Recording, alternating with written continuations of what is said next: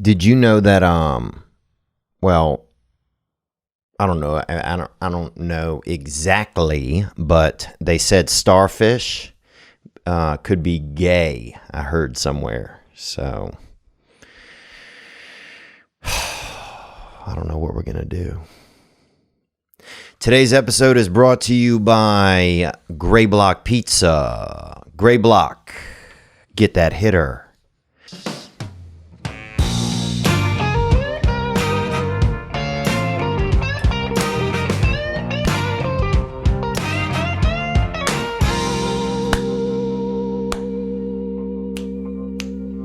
I'm just sitting on your front porch, wondering how could I be so far from my home.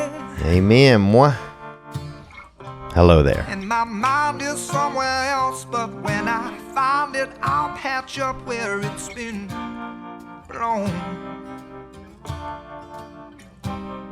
Now I'm just floating on the breeze, and I feel I'm falling like these leaves. I must be cornerstone.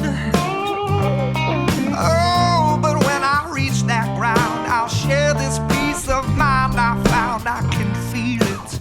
Come on. In my bones, but it's gonna take a little time for me to set that parking brake and let myself unwind. Shine that light on me. Come on now. I'll sit and tell you my stories. Shine on me, and I will find a song. I've been singing just And that is, Shine by Bishop Gunn. Grateful to them for being alive in the same time period as we are. Or as I am, anyway. I can't speak for you. But, you think about that? What if you were in some people, you might not get to know somebody because they born at a different time period. Think about that. Think about that. Oh, do you know Carol? You know little Carol? And people are like, oh, I don't know her. Yeah, because she was born in 1804. Oh, well, then, yeah, don't know her. Think about that. What about Big Samuel? You know Big Samuel with the braids? He got the French braids, and he always selling bags of yeast down there by the river. You know, Yeasty Sam. No, I don't.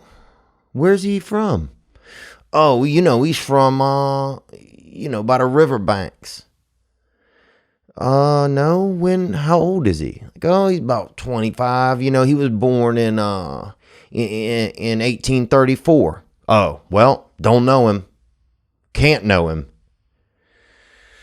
And this is wild. What if your best friend, isn't even born yet? They're going to be born in 2 years.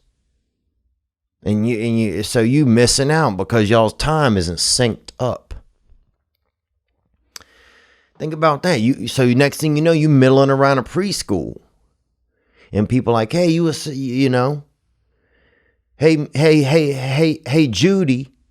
Hey, Judy. What you doing out here by the preschool? And Judy says, oh, well, little Cecilia right there, the 4-year-old, I think we got vibes, friendship vibes, buddies, vajuddies, teamwork, team tits, hashtaggers, friendship. And they're like, oh, nah, you 25 years older than her, so you can't hang out here. Gonna call the police. Timing is so important. Timing is important. And you never know. Sometimes you might miss your best friend because the timing wasn't right. you might be, your best friend might be 4 and you might be 61. But y'all, and now you can't even be friends with somebody because the law says it's fucked up. Or the law says it's wrong. It's wrong if a senior citizen wants to be buddies with a 7-year-old, with somebody that's in 2nd grade and wants to, hang out with them on the weekends or whatever and do cigarettes or whatever. It's interesting. Timing, how important it is. I'll tell you about this timing. So I just crossed the international date line. And I thought it was going to be a really good episode hosted by Lester Holt. But it isn't. It is a line. Let me research it for you real quick. International date line. Here's what it is. It was established in 1884. It passes through the mid-Pacific Ocean and follows a 180 degrees longitude north-south line on the Earth. So that means it's up and down. It's long. It's top to bottom. It's a horizontal. No, it's vertical line. It's located halfway around the world from the prime meridian.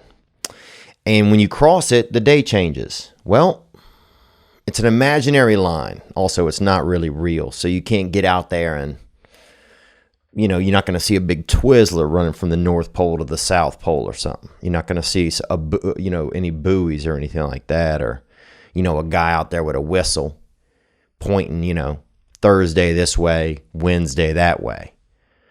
It's where the day changes. Anyway, I crossed it when I flew to Australia and back. And I'm now back here in the U.S. on U.S. soil. And I'm back here I'm in a new studio. We're in a new studio. So if you're on the YouTubes, this is different. It's different in here. We have more space. Hello? Might sound different in the back when I yell hello and nobody's listening. So just, some changes going on. I walked in, I'm nervous. I'm nervous. I walk in and I'm in my mind, it's like, oh, well, it's just going to be, it's going to feel suddenly like home, and it's going to be, nothing, everything will be kind of set up and everything will be, but it's, we have a couch that, premature Nick, he got it on a, so we have some furniture. We got a chair. We have a couple bags. Had some croissants somebody had that are empty now from the coffee bean. Couple sea bags, couple croissant bags. And we have a lot of empty space and a lot of possibility. Those are the things that we have in here. So yeah, just a lot going on at the second. Being in a new place, getting home, having to come into the studio and decide, okay, do I want to be confident when I get in here? Because Nick's here, Gianni is here with their new movie. His new movie is out now, the movie Ma, M-A, and go see it. It's basically it's like fraternities meet kind of interracial dating, I think is what it is. It's kind of like what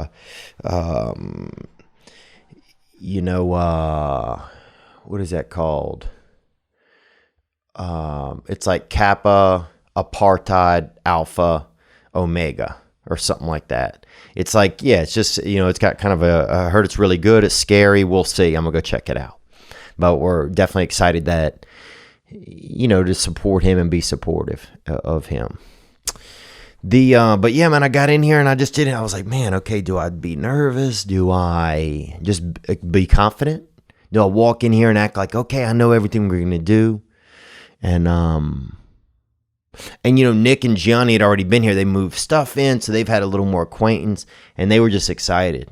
They were excited about the opportunity. And so, I just tried to ride their excitement because honestly, just a little bit scared, I guess. like taking on new responsibility. The rent in here is twice as much. The walls don't look the same. Not to mention the other place is gone. The other studio is not, everything's out of there. So it still exists like in a location inside of us, and in our memory and in time, but it doesn't exist the same anymore right now. And so we're in something new. It's like we're traveling.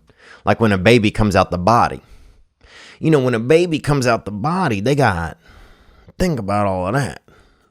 First, the baby's been in there getting jacked up on that mom sauce, whatever mom's been having.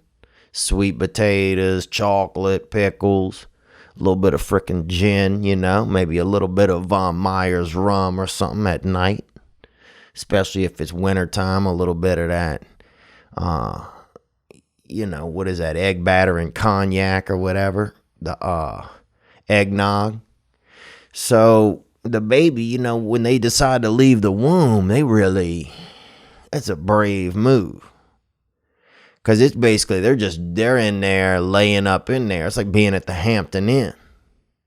But the room kind of, but the maid hadn't come and cleaned your room in a while. And they got a lot of, when you're the baby, you're in that little Hampton Inn inside of your mother. They got the Fessies over there, and they got the, just a bunch of Pizza Hut little, boxes from all the snacks you've been having. You got to go. And then you slide out of your mother out into the world, and it's a new experience. And that's where we are right now in this new experience. So, yeah, just nervous, excited for the opportunity, hopeful. I think I had a moment where I was like, oh, wow, I'm part of I really have to be more part of a team right now. Then I'm just, because I need help. I need help from my coworkers. And I'm just, I'm grateful to have them. Man, I just got back from Australia, and I got to say it was amazing. The last show, they had 3,000 people in Brisbane, Australia. And man, I'm trying to think of what it feels. I don't know. It feels like you can't thank everybody enough. It feels like, you walk out there. I felt like damn Joel Osteen out there. I felt like I wish I had a big water gun full of holy water and just filling people's mouths up from 50 yards away. Just pressure washing the devil off of people. It was just, it was interesting. And then it's hard to tell if people are laughing as much when it's in a big space, but I got such a great response just from people over social media. And then we went to the koala park and saw the koalas and saw the kangaroos. And if you never seen a kangaroo, it's kind of like the first time somebody tells you, oh, that's your cousin or your second cousin. Or they introduce you to your uncle that you never met. And you're like, damn. Uncle Ronnie got some short arms and a big ass, Oh, dang. Uncle Ronnie's out there eating leaves off of the shrubbery. Like, damn.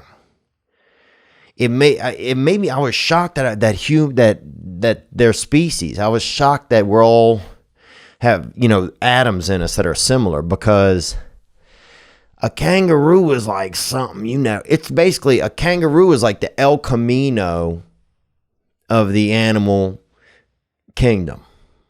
It's got a I don't know what it is. It's got like a dragon tail. It's got the body of a kind of like a thick girl, like a real thick bitch that likes to fight. Kind of like a thick girl that doesn't, that likes to thumb wrestle real heavily with others. And then it's got the head of like a kind of a dog, like a Doberman, like a lean Doberman that's on keto diet, sugar-free Doberman, that SFD. And it blows your mind. You're like, holy shit, this is an animal now? And that's Australia. It's got unique animals. It's got unique animals. And you know what? One thing I loved about Australia, I'll say this. Australia is, if there's a country that I've visited that I could go easily see myself to live in, it would be Australia. And then one of the things that I loved is that they still have a strong sense of being Australian, it feels like. It felt like to me. This is my perception. And at the airport, you could still go say bye to your loved ones, or you could meet somebody at the gate. So it was just really beautiful because you still see like a lot of like what it means to travel and be somewhere new. Like in America, you can't see that anymore. I remember when I was young, your mom could walk you to the gate and watch you cry in the little tunnel as you flew off to meet grandma. And that's natural. You know, if you're a child and you're about to fly 4 hours to see some senior citizens, I mean, that'll bring a tear to anybody's eye. And especially if your step grandfather is addicted to Marlboro Reds and he does them indoors and shit, and you can't eat, you know. So right after dessert, right after a couple cups of pudding at grandma's, you got to sit there and get that secondhand smoke off a poppy. But yeah, man, one of the things about that is when you see people hug at the gate and you see people like say goodbye to each other at the gate, like you could in Australia, you see like human affection, you see human interaction, and it makes you it gives like more of a meaning to what travel is. And so I would see that at the different places. And we flew, I think we had maybe 7 flights or 6 flights within the country once we got there. And you're like, oh, wow, this person is coming to see someone. This person is leaving someone they care about. And it reminded me of that time in the U.S. when you could do that. You could go to the gate and greet somebody and greet a loved one. You didn't have to have a ticket. You could still be there to see them come or to see them go. And I miss that. It just added so much more meaning to travel. It added so much more meaning to coming and going. Because you saw others, you know, just to see somebody say goodbye to someone. It's like, oh, wow, that's human interaction. That's connection. To see somebody give a kiss to somebody that they you know, maybe they're not going to see them for, you know, a couple weeks or a couple months or who knows how long. And in your mind, you process, oh, I wonder if they, you know, if this is their first time, their first weekend that they ever hung out and it was great and now one of them's leaving, or if they've been together for years and one of them's leaving. You get to see a kid get to the gate and run up and his uncle is there to give him a big hug, and, you know, or the grandpa and grandma are there. See him hug the baby and lift up the baby for the first time. You get to see that. And it just, you know, I think that's when something happened in America years ago, when something changed a lot, was right around that time. And I feel like it was after 9/11 when that things just got a lot stricter and a lot more serious. And we started to take out some of the things that reminded us how human we are. But that's one thing I loved about Australia, was seeing that. That's one of honestly my favorite things about the country, was just seeing that, getting to see that at the airports when we get in and when we leave. It was just, I don't know. I liked it. You know, I liked seeing humans be able to, I don't know, just express some of their feelings and have a space to do that, or just, I don't know. It reminded me that I was human a little bit more. It reminded me that I was amongst others. Just seeing connection and seeing, it just, I don't know. It was something different. It was something that I wasn't used to. You know, I saw some exotic animals, but one of the most exotic things I saw was people displaying human interaction in public at the airport flight gates. What else was my experience like? Man, I just have so much going through my head right now. Like, I can't even tell you, just being in this place, and it's just a lot of cool stuff. But thank you so much to everybody. We went to Perth. I don't know if you've been to Perth or not in Australia, but it's like somebody, it almost looked like it went out of business and then they just restarted it back up. And we went to Brisbane. Where else? Oh, we went to Adelaide. That was wild. It was like kind of a sleepy town. I couldn't tell what place was kind of like what. Like if this city's more like Chicago, or if this city's more like New York, or if this city's more like Tampa. I think I needed more time. People think a lot of times that the trip, when you're touring, doing a shows, that it's like vacation. It's not. It's work. It's a lot of come and go. And I just want to thank so many nice people reached out and brought gifts. There's still a couple gifts that people brought me to the last show that I haven't even opened up yet. Some nice t-shirts. Some MMA guys came, and one of them had a move called the hard scarf that, this guy in my neighborhood used to put people in. Somebody wore a RIP Billy Conforto shirt. It was next level, man. It was next level. I just can't believe it. I'm like, how did all these people know that I was coming? I mean, I know they know because like the podcast and because of social media, but it just didn't add up really into my head like that this many people would be here. And so I just want to say thank you. And we did it. We did it. That's one thing I'm realizing when I walk on that stage, and that there's people out there, is that we did this. And that if you are somebody who is wondering if you can do something that you want to do, I'm not like preaching at you or anything, but honestly, man, I've doubted myself every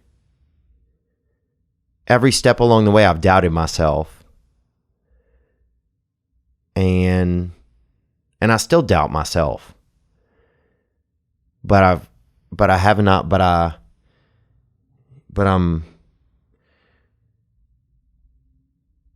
doing it. But I haven't really stopped my feet from moving forward. And I'm not telling you that to preach at you or anything. I'm just trying to find a way to share some of my experience in case there's somebody like me, who wonders, well, what do I do? If I want to do, chase a dream or do this or do that. And there's a little voice inside of you, whatever it is, that will tell you the right thing to do next. Or it'll convince you from time to time. And sometimes that little voice might even be the voice of somebody outside of you that catches your frequency and yeah, just, I don't know. I think I'm sounding kind of preachy. Oh, let's take a call. Actually, you know what? I want to talk about this. On this past tour, I was out of town for 3 weeks, and I want to thank you guys for putting up with everything while we were out of the studio. And, it's, one thing I noticed was I was, they had a tour manager. So somebody like kind of meets you along the tour and takes you from one city to the next, and just make sure you kind of know what's going on in each place, especially since it's international. And I realized, I found myself getting real antsy with the tour management group, and they were great. I just noticed about myself, man, I would get real short with them. When I'd see them in the morning, I would be like kind of like a cranky kid. And I was thinking, what the fuck is going on, man? I don't behave this way. What is going on? And I started to realize it took me probably the first 4 cities. I think they didn't really know what, by the end of the day, I would be nicer. But in the beginning, I was just so, I was just short with people. I wouldn't look them in the eyes. And I wasn't, I was being mean, right? But I wasn't doing it on purpose. I was just uncomfortable. I just didn't feel good, and I knew that I was not feeling good. I just didn't know what to do. And I started to realize that I don't like it when people have to help me. Like, I don't like getting help from other people. You know, I want to do stuff on my own. Like, I can do it. That's what I think to myself. I don't need help. I can do this. You know, I don't want anybody to help me. You know, I don't need anybody. I can do it better, or I can do it. And I'm just kind of talking about that because, you know, I needed help. I just didn't want to admit it. I didn't want to. I don't know. I just always been so used to doing things for myself that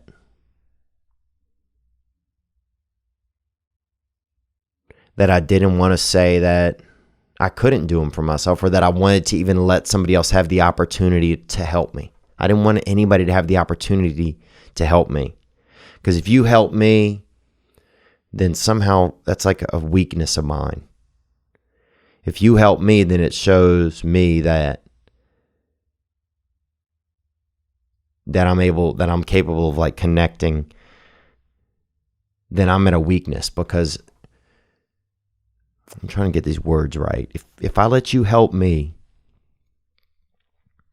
why don't I like people helping me? Because I can do it myself. And if you realize if I let you see that I can't do it myself, or if I let you help me, then I'm trying to get my feelings hooked to my words. Sorry if this is kind of all over the place, but this is just something that's really been really hit me on this trip, because I never had this type of experience. You know, I just didn't want to look people in the eyes. I didn't want to, like, if you were helping me, I didn't want you to see the look in my eyes that showed that I knew you were helping me. I was keeping that to myself. Like, I didn't want to be someone who needs help, because to me it was like a weakness, you know? It was like, it gave you like an ability to connect with me that I just wasn't ready for. You know, I'm fine with being friends. I'm fine with, you know, joking around. I'm fine with having fun. But when it came to a moment where I needed you because you knew something that I didn't, or that when it came to a moment where I was going to show you that I couldn't help myself, or that was a moment I just couldn't do. I couldn't do those moments where it looked like I couldn't fend for myself. I don't know. I know some of that's all over the place, and I'm sorry, but I was really just trying to figure it out. I just don't like that. You know, I like to be able to do things. I'm just so used to it. Like, I think at a level even inside of me, in the fabric of me, like in the stitching of my core. You know, I think I just realized at a certain point in my life, you know, at a youthful point or something, or even when I was a zygote, that I'm going to have to do this myself. And that's what I'm going to do. And so I'm never not going to do that. It's almost like I made a deal with myself. Like, I'm never not going to do this myself. And so now that the touring gets a little different and people are on board and people are helping, it's like, it's really tough for me to let somebody help me. That's one thing I've kind of realized. It's really, really tough for me to let somebody help me. And it I almost have an adverse reaction to it.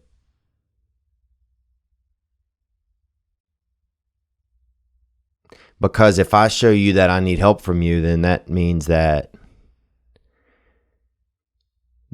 gives you an ability to connect with me, and that's scary to me, I think. So that's why I don't know, some of this stuff I need to do a little bit more of work on and think about, but it was just something that was heavily on my mind, so I wanted to share it with you guys. But thank you so much to everybody in Australia that came out. I'm happy to be back home. I have some jet lag. I just literally about 7 minutes ago just got hit by jet lag pretty heavy, which is a tough thing to try and explain how you're feeling at the same time. And I'm sorry for taking you guys down that wormhole, but I just don't.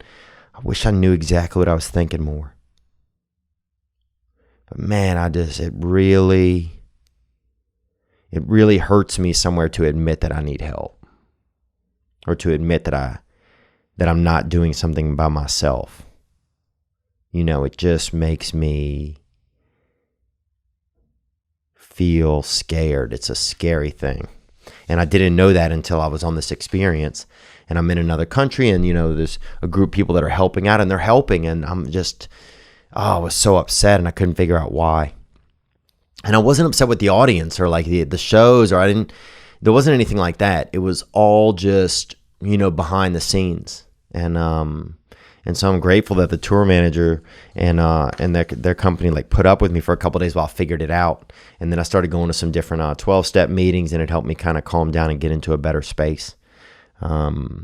But anyway, enough about that, man. I want to take a couple of calls that came in. Here we go. Yo, Theo, man. This is Christian calling from Ohio. What's up, Christian? Over there in Ohio. Thank you for calling, man. Onward. I am 40 years old, and you said something not that long ago. You said something like, I'm afraid to let myself grow up without the things I always wanted because they're not there. And it made me think a lot. And I was like, wow, there's a lot of things that I thought I would have by the time I'm 40, or things that I thought I would do. And trying to stand up was always something that was a bucket list item, but I never really thought, I don't know, I felt like it was something I would have to work a long time to be able to do one time. And yeah, man, I wanted to give it a shot. So tonight, we got about 5 minutes. And yeah, man, I'm going to give it a go. So I want to thank you for the inspiration and the laughs and all that. So, yeah. Word, man. Well, thank you for calling in with that, dude. Good luck with that first time. Wow. Yeah, look, I think sometimes it's like, we create we have these stories that get built into us that we can't do certain things. I was just talking with a friend of mine yesterday who, she's going on a vacation, and she just spent, like $5,000 to go on a vacation, which is a big sum of money. And it's a vacation, and she said, I never knew if I could. She's like, as I'm spending the money, she's like, something felt wrong about it. And she's like, it felt wrong because I was spending the money on something that I wanted to do for myself, and not spending the money on just some, like, oh, you have to save for this, or you have to save for that, or you have to have this savings plan, or it was like against the norm. It was just me spending money on something that I wanted for myself. Even a good experience like travel. Like, you can't just up and travel for a month. And she's like, yes, I can. She's like, and as I did it, it just felt so wrong, but at the same time, it just felt so kind of perfect. Like, oh, this is what I'm supposed to do. I'm supposed to do things that I want to do in the world. I'm supposed to do new experiences. I'm not just supposed to save every dime and put it away in this shoebox, or put it away for this and have safekeeping and never try the things I always wanted to try. And it really hit me. I was like, wow, that's so interesting.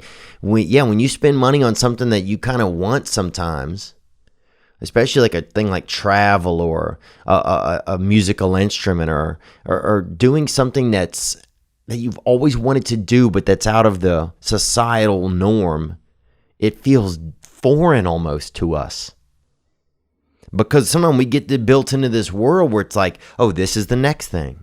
Oh, you go finish school, then you go to college, then you get this, and then you get a job, and then you get another job, and then it's like, well, what if we didn't do it that way? What if one day I just said to my boss, hey, I'm going to go for a month and travel, which is what my friend is doing. She said, I'm going to go for a month and travel, and then I bought the ticket, and next thing you know, I feel like I'm wandering out into a whole different world of interaction with life than I have been previously, because I'm doing something that I want to do. But yeah, like you said, it's like you think it can take, you thought stand-up was something you had to try, work at for a long time just to get up and even try. Dude, I remember I drove across the causeway about 30 miles. I've been upset my whole life that my dad was so old when I was born. And I've been making fun of him in my head to make me feel okay about him being so old. And then I just stood up on stage and started telling jokes about it. And so it was just, and everybody has their own experience, but getting up and talking about something that's just been running around in your head, a lot of the work for trying stand-up has already been done. You've been alive. That's the research. The research for doing stand-up and the practice is being alive. Now, the repetition is something that takes, time, but the ability for you to do it, to have the gunpowder, that's already packed inside of you. And the microphone, that's the flint. And that's what's going to light it. But let's hear the rest of your call. Thank you for calling in, Christian. Yeah, man. But I wanted to thank you and share the fact that I'm going to get up on stage later today and either shit myself or make some people laugh. So, gang, brother, and I hope it went good. Let's take another call here. Here we go. The hotline, as always, is 985-664-9503. What's up, Theo? My name's Case. I've been seeing a girl for about a year and a half now. And what's up, Kate? Thank you for calling. You've been seeing a girl for a year and a half. That's a long time these days. That's almost like a first marriage. Onward.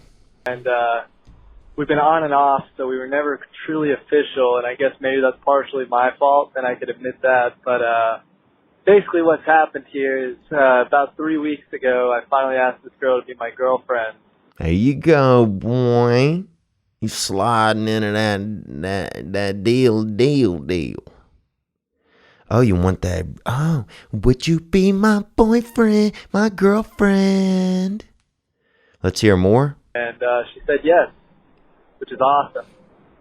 But my best friend let me know that he hooked up with this girl about a month and a half ago when we weren't officially together. So I'm dealing with this whirlwind of emotions, feeling mad, feeling sad, feeling betrayed, and not really sure what to do. And it does seem like it was a mistake that they both regret, but I just feel hurt, man, and I'm trying to figure out how to move forward with this. So do you have any advice? Is the path to forgiveness the right way to go? Gang, you're the man. Gang, bruh. I'm barely a man. By genetic coding only, man. The rest of me. It's hit or miss some days, dude, because I can be a real bad. This makes me think, okay, when I was in school, when I was in high school, I was in love with this girl, and she had been seeing some guy before me that she lost her virginity to, right? And you know what I'm saying? Some girls, they lose their virginity, and then you come along and you take their West virginity, and that's usually, b-hole sex. That's the b-hole deal, is their West virginity. But anyway, that was just kind of a joke. But what I'm saying is this, man. I never got over the fact that she had already hooked up with some other guy before we got together. I never got over it. I always let it just fester on me, and just this weird jealousy. It gave me a thing to be angry about. And in the end, that shit was all about me, man. It was, it had nothing to do with her. This girl had just been living her life, and the guy that she'd hooked up with, I actually really liked that guy, and he was a friend of mine. And, when you're young, it's hard to not be jealous. But I would just say, fucking man, at least two people, at least you're in the right ballpark. Because if they've already hooked up, then you're really the missing link. It's like, oh, if you're friends with one of them and you like the other one, I think you could probably get past it pretty quick. I would just, it's really going to be it's going to be, the move is to get past it. It's going to be super macho of you. And you don't even need to tell them you forgive them. Just, you got to do it inside of yourself, I think. That's what I wish I would have done. Now, what I did, here's something else you could do. What I did was hold it against the girl, bring it up all the time when we were drunk, fight about it, cry about it in the front yard, cry about it in the backyard. You could go my route. And you might not be rewarded. I mean, it's a painful route to go. You end up laying on your back out in the street in the middle of the night, smoking menthols, bruh. Smoking them fucking, a pack of Winston menthols, limited editions. 110s, dude. You ever smoked a pack of 110 menthols, dog? Come on, boy. Dude, the cherry's so big on the end of those cigarettes, damn mosquitoes show up for it. That thing's wild. So I would say, yeah, man, I'd go that forgiveness route and be that big dog. Be the big dog. You still got the best friend. You still got the girl. So they hooked up one time. Oh, well. Do whatever you got to do. And if you got 2 years later, maybe if the guy, maybe years from now, the guy, you have an opportunity, maybe he breaks up with the girl and you hook up with her and then y'all are even if you want to, do it Games of Thrones style. But otherwise, I'd just let it ride, man. You just don't want to miss out on the opportunity for a good relationship with a girl because of some jealousy. Especially if your dude isn't like, still trying to holler at her. I think that's the move. But also, bro, fuck do I know, son. But gang, man, be good to yourself. What I was thinking was this, man. I'd love to know a lot of guys. We did this a couple of years ago. A lot of girls or guys, if you want to hit the hotline with this, we can put some of these calls in. The first time you touch somebody's crotch, of the opposite sex. Or it could also even be your own crotch, that OC. The first time, we had a woman a couple years ago, she called in, and the first time a guy touched her little, that little, you know what I'm talking about, that little Vietnamese hot pocket, you feel me? That vagina was in a refrigerator box, in an empty refrigerator box out back in the garage. And everybody has a secret, a sexy little story like that.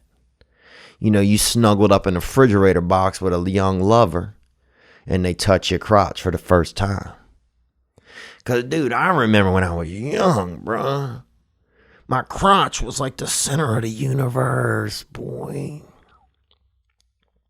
I mean, they would have a falcon would come and land on my crotch at night and look out over the lands, Your crotch was the only thing. Remember during puberty, bro? Your crotch was the nucleus of the universe.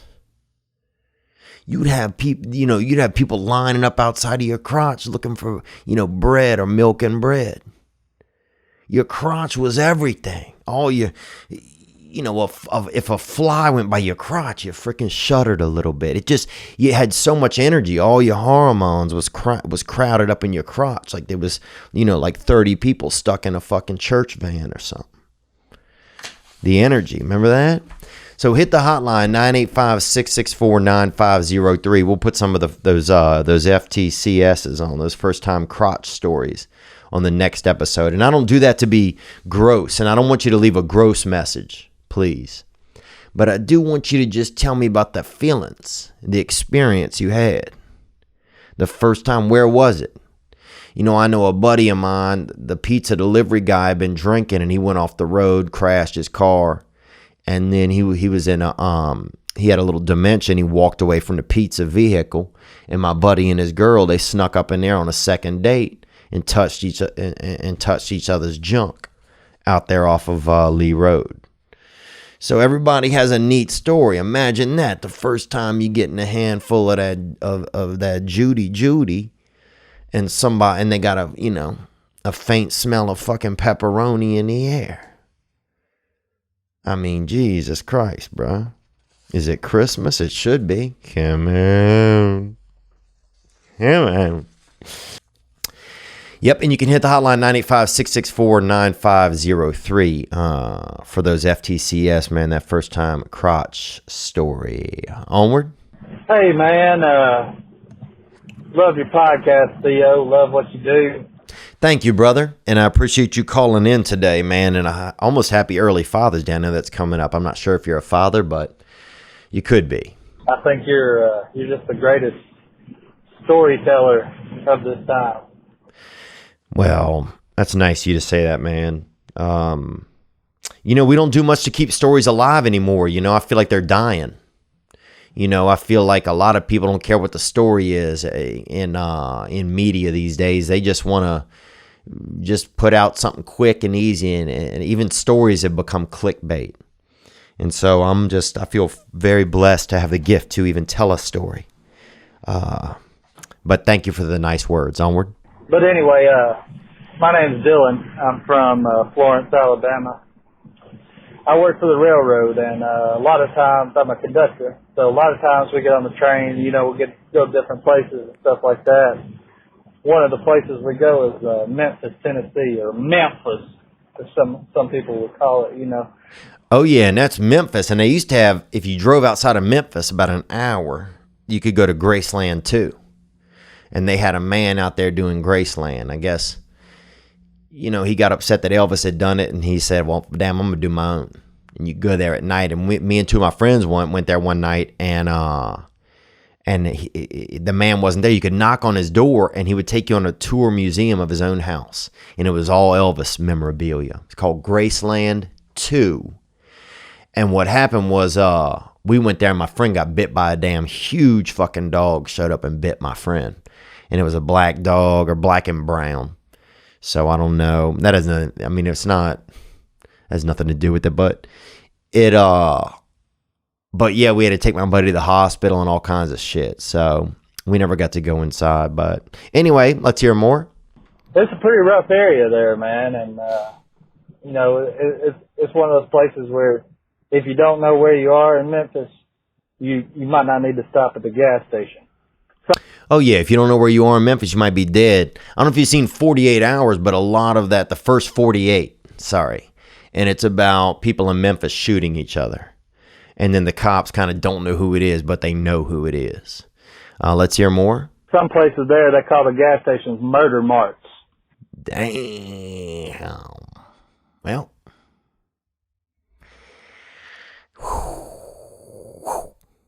The barbecue chips. Boy, you better get your chips quick, son.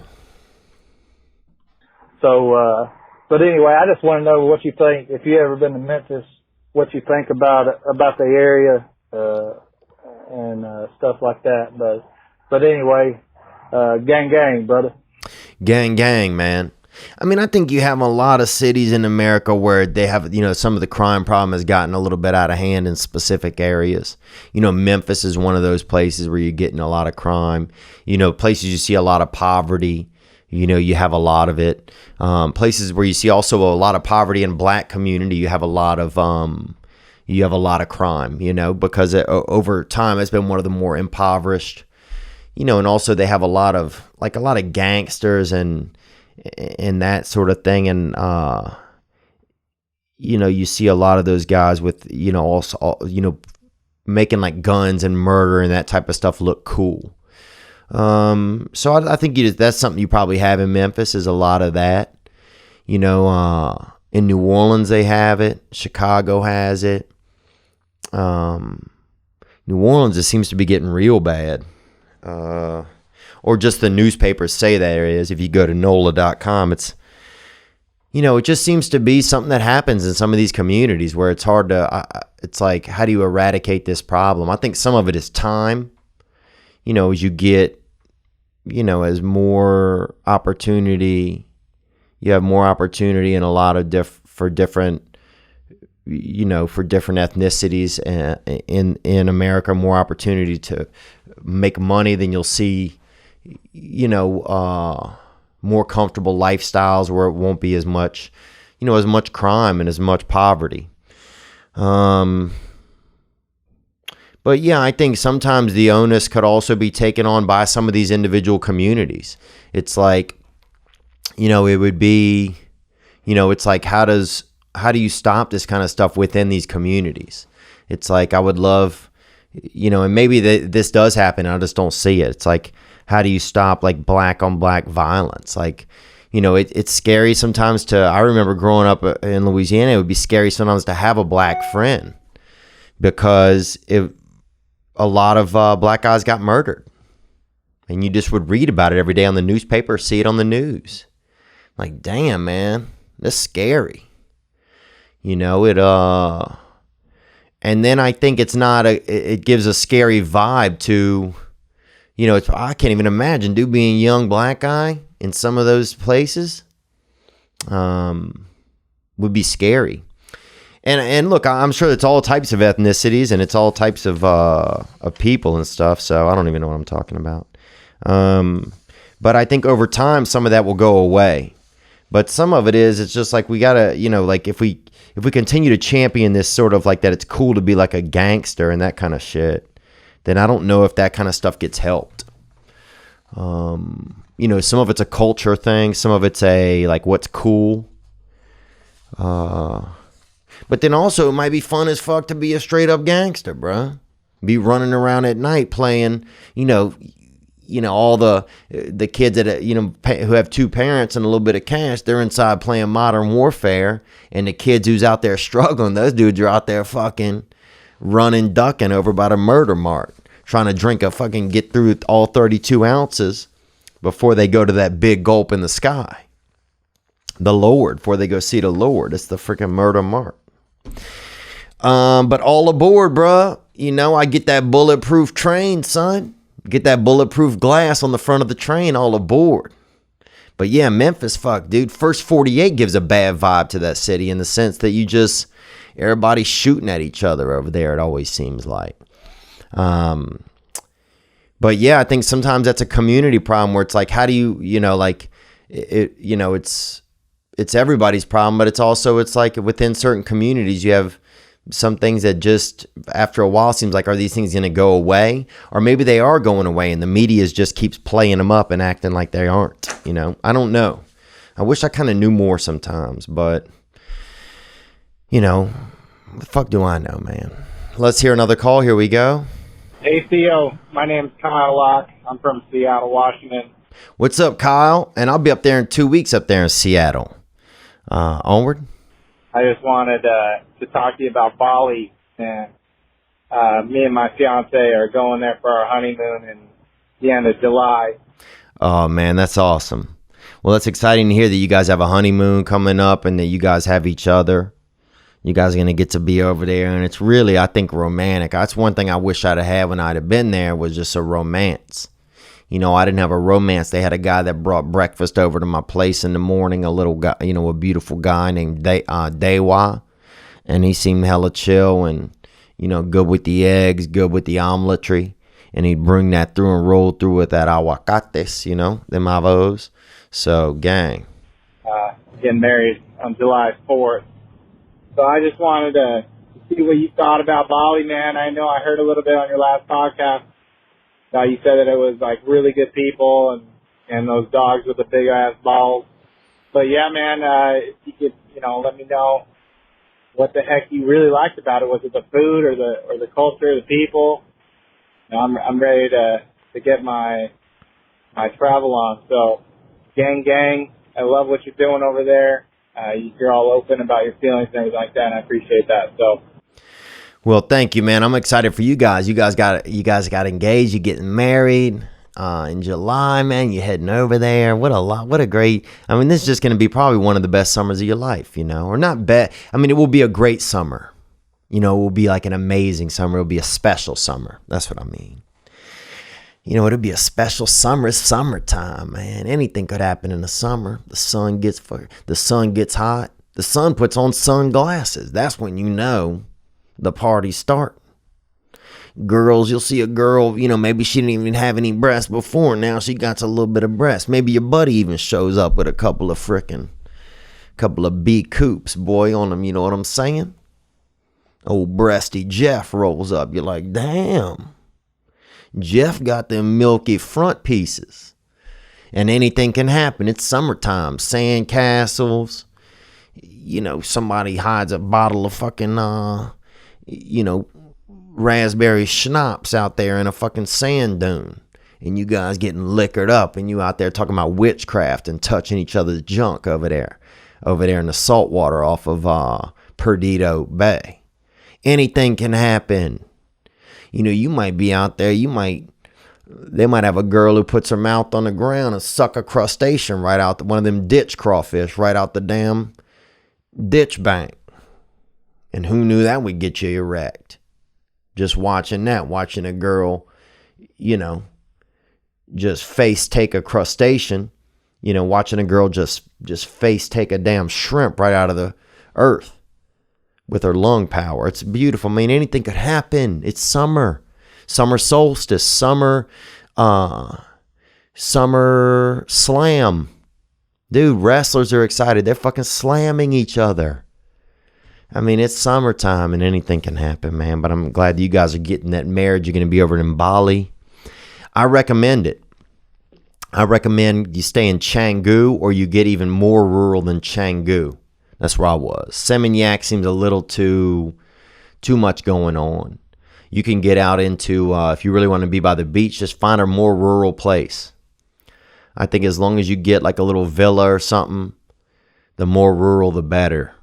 But the people are so kind, you're going to really be able to relax. You know, I would try to keep my phone off as much as possible and just do your best to spend time together. I think it sounds like you guys are really going to knock it out of the park.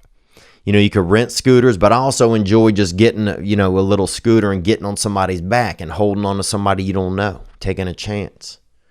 You know, it's the closest I've been to a successful relationship really was jumping on the back of a scooter and I don't even know if it was a man or woman in the helmet and just, you know, and just riding with them, taking a chance, man. So, but yeah, fresh fruit. You know, just drink bottled water, you know, that drill.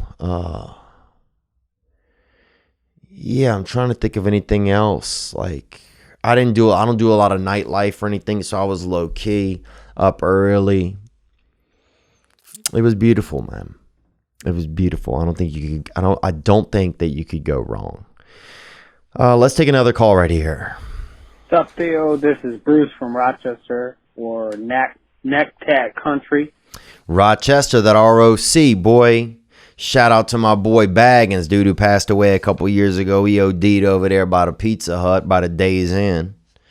And, you know, he was hopped up. I think he, you know, was on them lewds and on that garbage plate, bro. He caught a thick garbage plate and couldn't get it down, bro. Gang, bro. Onward. I just want to leave a comment on the podcast you had with Chris Lilly. When you were talking about you had a dream about him, I just wanted to mention that I actually also had a dream about you the night before. Oh, okay. This is wild, man, because I've never been down this territory where I'm talking to a man that had a dream about me. And so I'm curious to see how this will go. Let's hear more, brother. Thank you for calling. And I was in a comedy club and it was very crowded. I was trying to make my way out of the club. And you were trying to make your way through the club, trying to go through the crowd there. And there was a little break in the people. And so we met up. Damn, this shit is getting erotic, huh? Or maybe not. Maybe it's just two guys passing in a club, about to find out. In my dream. And when I tried to pass by you, you gave me a look, kind of a little bit of an attitude, a little huff and puff. Okay. Then this sounds like me at the beginning of my comedy tour behind the scenes, man. I was hufflepuffing, man. I was getting slithering. And then I started to kind of really Gryffindor out towards the end. Onward? Now, when I went by you, as if like I was in your way. And I know it was just a dream, but I do still feel like maybe you owe me an apology. And so I just wanted to put that out there. Listen, I understand where you're coming from if you don't apologize, but I felt like, maybe that was the right thing to do at this point. Gang, gang. Huh. Apology for the subconscious behavior. You know what, man? I will apologize. I don't need to be right, man. I'm sorry. I'm sorry, man. I think I have had some of that behavior recently. I think I've been in a lot of fear about just things changing in my life and just not knowing how to act, and just worried about how people are going to think of me, and worried if I'm deserving of different opportunities, and just worried like if the world is like tricking me. Worried if the world is like just tricking me and saying, oh, well, here's something you're going to be able to get to do, but then we're just tricking you. You're going to wake up, or some harsh reality is going to show up and change things. And I know some stuff we don't have control over, but I could see myself probably if I was in my subconscious walking past somebody and giving them kind of a little bit of a, a harumph. So I'm sorry about that. I'm sorry about that, dude. I could have made the choice to be seeing you and just giving you a smile or giving you a thumbs up, or, no thumbs up, which is also a new thing a lot of people are doing. 2 hands out, closed fist, thumb tucked away inside the hand, no thumbs up. People are like, well, what in the hell's going on? But it's cool looking. All right, guy, no thumbs up. And that's like a Japanese thing. It's like the peace sign, but it's like newer than that. So I'm sorry I did that, man. And next time we see each other, keep your chakras open, because I'll make sure to, give you a little bit of an elbow, a fist bump or something hearty, something lovable, Maybe just, I'll have a little baton. I'll do a quick little beat twirl, a little baton twirl, and show you a little bit of flair or something. Put a little pendant on your lapel, maybe something, something that says vote for Jerry or something, and then another pendant that says who the fuck is Jerry. So that way you kind of get the full deal. We had some Patreon questions. We're going to get to them next time, and this jet lag is literally shutting my face down. I don't think there's anything else to share at the moment. I just want to apologize to anybody. I know there's sometimes where people will reach out, and like I try to get people tickets, and a lot of times I try to help, and a lot of times tickets are sold out to shows. Be careful. There's a lot of second and third party websites that will sell tickets at extraordinary prices. Those are not the regular ticket sites. Those are second and third party. You got to look at the name. It can be, sometimes they'll make the name just like Ticketmaster. It'll be like Lick It Master, and the ticket's $200 for the show. I don't sell tickets at those high prices. So if you see something going on like that, that's not a natural ticket. And you want that natural choice, You don't want that breech birth ticket.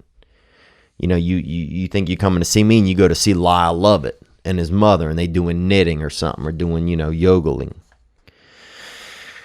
Yeah, man, my brain is a little bit fried from the trip, but I'm happy to be home. I'm in a new studio. I have no clue what's going to happen. But this is the risk that I'm willing to take right now. Because I've learned from a previous experience when we took the first risk. It was good. And maybe we're overstepping our bounds and getting more space. I don't know. So I'm curious to see, how we'll fill this space. And if we'll fill it. And with what. But I feel like it's some new opportunity. And I feel like I've been feeling a lot of like inspiration recently to do some cool like giving back and outreach type of stuff, and I don't know what that's going to be, but I can really feel it starting to gestate inside of me. But thank you guys for your patience. Thank you guys for being here today. Thanks for the calls. As always, the hotline 985-664-9503. We had some great Patreon questions from Matthew Puccinelli, Marissa Bruno, Olivia Aber, Ciara Smith, Mike Nucci, and Quinn Hassan. And I'll get to some of those next week. But you guys be good to yourselves, man. On the way out, let's go out with some Jameson Flood every night.